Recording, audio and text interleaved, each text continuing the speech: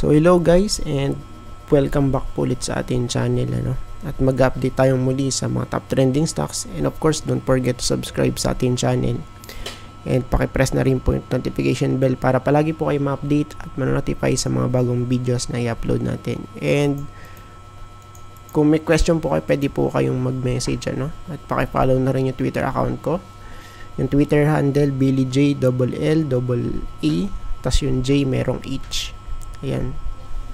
Then pwede po kayong mag-message if meron po kayong mga question about stock market and sa cryptocurrency. Ayan.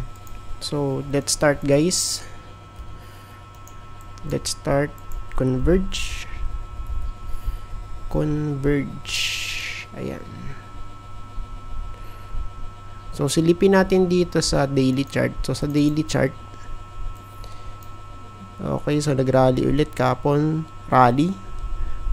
Right now is rally ulit guys, good. Ayan. Tignan natin bukas kung ano mangyayari dito, Because kung titignan natin, overbought na siya. Ayan. So right now overbought na tong Converge, So we have here 1, 2, 3. So we have 1, 2, 3, 4. So yung sa pangatlo kasi hindi nag-overbought Ayan, pero malapit dun sa may natin, sa may resistance natin, din nag-pullback. So ngayon pag natin yan, chinek natin sa stochastic guys. So we have here 1, we have 2, we have 3. Okay, so saan pa? Ito 4 and 5. And kung titignan natin, so this is very obvious guys, So pagka yung kanyang stochastic for Converge ay nag-overbought guys, nagkakaroon ng pullback. So yung first pullback, second pullback guys, third pullback, fourth pullback, slight lang. So this time tingnan natin. Ayan, pero possible based dito sa kanyang previous movement. Ayan, based sa kanyang stochastic guys. So since nasa resistance, tignan po natin Ayan, pero possible guys na magkaroon tayo ng pullback rito. So of course yung confirmation natin, yun nga dapat breakout muna and yung 200 day. So medyo maganda naman na, pero let's see guys and sa mga susunod na araw. Since pa lang naman ngayon, Tuesday pa lang ngayon Ayan, Converge. Next natin, green. Ayan, so green. Next. Up next, green. Wait lang natin ma-save. Ayan, green. Okay, for green guys. Ayan, so nakapag-drawing na kanina. At nasilip ko na to Ayan. So right now for green, may possible trend line tayo. Ayan, sa may sa may diagonal. Series of touches. We have here nung March. We have here April. We have here May. Okay. So since nasa resistance na to, ayan, so horizontal resistance yan. And kaya tignan natin kung magkakaroon ng pullback for this one. So ngayon, in terms of naman, ayan, sa natin sa mga indicator, hindi pa naman siya overbought dito sa natin, sa RSI and sa stochastic. And so wala pa namang crossover actually. And kaya pwede pa itong mag-rally. Pero tignan natin And kasi titignan natin, resistance na to diba? So sa 200 guys, medyo malabo pa or medyo malayo, So yung 200 na sa second resistance, medyo malayo yan guys. 287 or kung magra-round up tayo 0.29, and right now nasa 0.25 pa lang tayo. Ayan. So for now, medyo malayo pa yun actually, no? So tignan natin. Ayan, kasi dito, so ang ano natin dito guys, ang next possible stop, kung mag-add tayo in between, ano, of course yung resistance. So pwede naman, no, na mag-add tayo dito. So kung mag-add tayo dito, possible next target, no, 0.267 or kung magra-round up tayo 0.27. Ayan. Next, cap.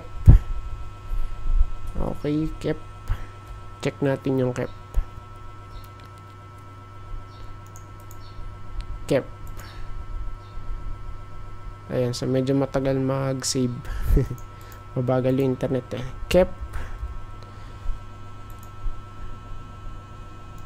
So for cap guys, ano ba ngayon? May 21, ayan.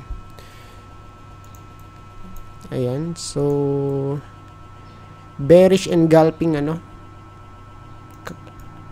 So it means ano tayo dito, bearish tayo for now, ano. Bearish engulfing candlestick.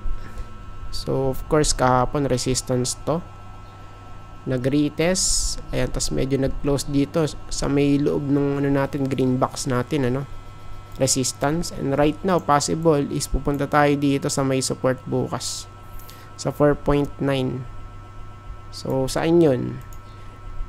Dito yun guys, ayan, sa area na to, no, 4.9, malapit dun, or 5, tama ba, 5? Ayan, kasi mas malapit dun sa 4.9, ano. Ayun, no, mas nasa gitna. Ayan. And sa daily,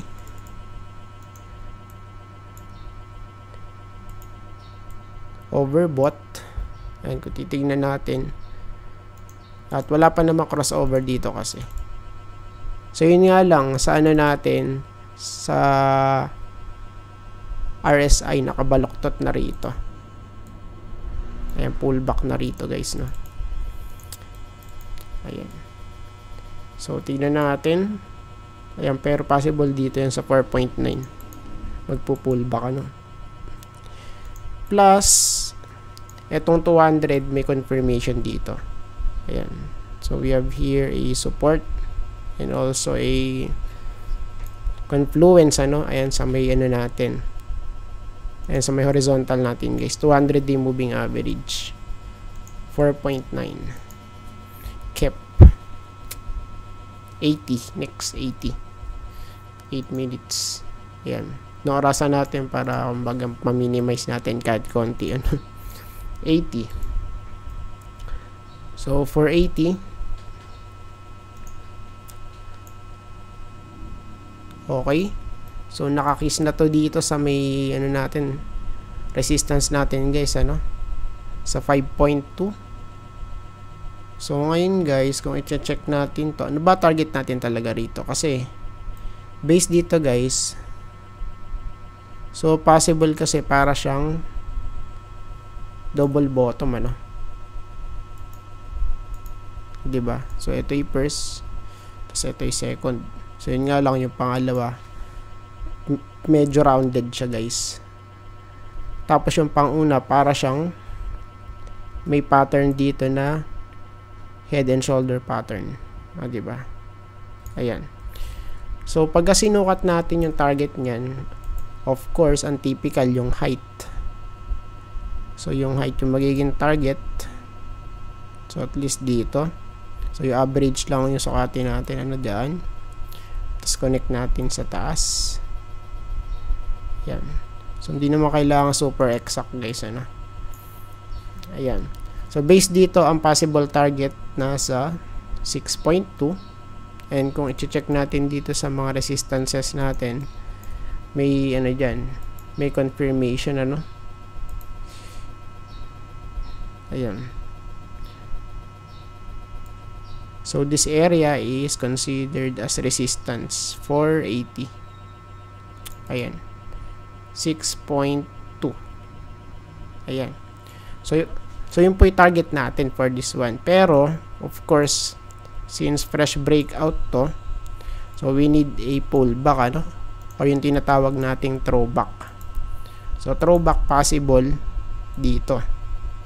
Ayan, so 4.75 at least dito, guys. Ayan, sa may previous resistance natin. Ayan. Pero kung pagbe-breakout naman, titignan natin mag-extend dito yan, ano? Sa 5.68, malapit sa 5.7, no? Pero dito kasi overbought na siya. Ayan, sa ating RSI, no? Lower high. Check natin kung may divergence. Pwede, no? Kasi dito at lower high sa ano natin, indicator. And sa price, we have here high tas higher high. So, yun nga lang, pwede pa kasi itong mag-extend just in case, ano? Ayan. Save. So, for now, medyo gusto goods. Ayan, kasi nag-breakout nga, ano? So, tingnan natin. Although, meron siyang slight pullback dito. Ayan, pero kasi ito yung retest niya, sa may next resistance, ano? Ayan. 80 APL. Ayan, so matagal na natin to hindi nako-cover, ano? Sa mga videos natin nung ano pa ata to. Last year pa ata. Yun last. So ngayon, pagka-check natin for APL, ano ba makita natin dito? So sige, ayan. Sa weekly muna tayo. So as of now, kung i-check natin yung kanyang higher time frame, is nag-create na siya ng new all-time low, guys. Pero nag-bounce na, no? Ayan, parang nag-serve siya as a fake out dito, guys. Ayan. So possible yung support 0.01. So saan yun? Ito. So support to since 2013, guys, no? And right now is halos nag-retest na sa may resistance sa horizontal. So take note, guys, this one fresh breakout to, since meron tayo ditong resistance sa diagonal since 2022. Ayan, series of lower highs, no? Ayun, no? Retest lang ng retest, pero pabagsak siya, guys, no? So ngayon, breakout, fresh breakout to, no? Sa kanyang downtrend, no? Downtrend line. So for now, kung babalik tayo sa daily chart, so since retest to, still possible na pwedeng bumalik dito sa may support. So dun nga yun sa 0.01, ano? Ayan. So 200 day retest, ayan, sa may 200. So ang typical pag ganyan, nagkakaroon tayo ng pullback, no? So for now, medyo makunat tong 0.015 na yan, 0.016 na to, no? Kasi resistance to, plus may confluence sa may 200 day moving average. Ayan. So tingnan natin bukas kung magpiprint na ba siya ng red candlestick. Ayan. Next one is dito. Check natin dito, guys. Wait lang. Mas matagal pa yung pagsisave, no? Ayan. Dito. Check natin ulit dito. So for now, yung dito, ayan, since tong nag-bounce noong April, ano? So we have here a bounce, then pullback agad. Okay? So i-check natin to. Wait lang. Check natin. Ayan, kasi dito kung magre-reference tayo sa may ano niya, sa may stochastic niya guys, medyo ano eh. Ayun, no? So, we have here, saan ba yun? Eto, we have here 1, we have here 2, we have here 3, we have here 4. Although, kung yung tatlo yung pagbabasehan natin, yung nag-overbought dito sa stochastic, we have 1, 2, 3. So, yung first, eto guys, bagsak, ano? Ayan, no? Tapos, yung second overbought dito, we have here April, nagkaroon ng pullback. Okay? And here, yung last, nung May lang to, we have here pullback. So, this time, tignan natin, ano? Kasi still possible pa rin na mag-retest to sa DOS. Ayan. So, pwede. Since naka-daily chart tayo, no? So, daily chart ang pinag-usapan natin dito. So, ngayon, silipin lang natin saglit yung weekly chart. So, sa weekly chart, medyo, ano pa to guys, delikado at nag-crossover dito sa may taas yung stochastic. And pagka-check po natin kasi to, yung mga previous ano niya, no, overbought dito sa weekly, grabe guys yung ano eh, yung pagbagsak ng price, ano. Okay, from here 2023 January, so saan yun? Dito guys, bagsak. So we have here, ito, bagsak. Wait lang. So, ulitin natin. Ayan. So, we have, ito yung first. Ayan. Tapos, medyo nag-rally kasi nagkaroon ng crossover ulit dito eh. Then, pagyari nun, boom, ayun na, no? Laglag na guys. So, yung pangalawa, ito guys. So, since nag-bounce, nag-overbought, boom. Okay? So, kung isa-summarize natin to, this one is medyo, ano to, malala to guys, ano? Kung i-ano natin, i-analyze natin. Base po ito sa weekly chart at sa may, ano natin, ano? Ayan. Sa mga indicators po natin. So, possible malaglag pa yan below 2. Okay? Pero, since nag-hold naman na dito, tignan natin ano kung hanggang saan. So, for now, DOS muna yung target natin dito for dito. Ayan. DOS. FNI. Check natin.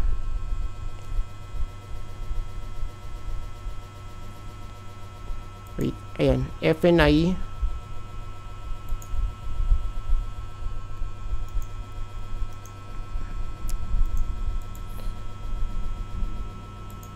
Okay, balik tayo sa daily chart, ano. So, sa daily chart, guys, ayan. So, medyo namumula na yung price. Pero kung titignan po natin sa weekly, ano, nasilip natin kanina eh. Ayan, no. So, siya ay overbought na rito sa stochastic. Ayan. Kaya medyo, tingnan pa rin natin, ano. Since malapit sa resistance kasi ito eh. Sa 1.98, ano. Or let's say sa DOS. So, still possible pa rin na bumalik yan sa may support. Malapit dito sa 1.5. Ayan. And kung babalik tayo dito sa daily chart. Ayan, para meron lang tayo idea. Ito siya. Bounce tapos retest dito sa may resistance, ano. Malapit nga dun sa may DOS. Ayan. So, tignan natin kung siya ba ay magkakaroon ng pullback na, ano. Ayan, kasi ano na to eh. Double retest na to eh. Diba? Ayan. So, let's see. At medyo malapit naman yung kanyang 200, ano. Nasa second resistance. Malapit sa 2.2. Ayan. So dito yung 200 day moving average. So may second resistance natin sa horizontal. Ayan. Tapos last but not the least, MEG. Ayan. Let's see, ano. Okay. Matagal mag-save, guys. Ikot-ikot siya, eh. Oh. Ayan. MEG. Ayan, for MEG. Ayan, so nag-retest na, guys, ano. Retest dito sa may resistance natin. Malapit sa 1.95. Ayan. Then, check natin overbought sa stochastic. Ayan, pero dito sa RSI, medyo nakabaluktot lang. Okay, so, let's see, ano, for this one. Since fresh breakout to kahapon, so, pwedeng bumalik kung saan nag-breakout. So, saan yun? Sa 1.84. Dito yun, guys. May possible neckline. Ayan. Dito, guys. Ayan. 1.84. Malapit dyan, ano, pwedeng bumalik for MEG. Plus yung 200. So, halos hindi nga nag-touch dito sa may 200, eh, no? Ayan. So, for now, pullback pwede, no? Yung setup dito. Since fresh breakout. And kabe breakout lang sa daily. So, dito naman,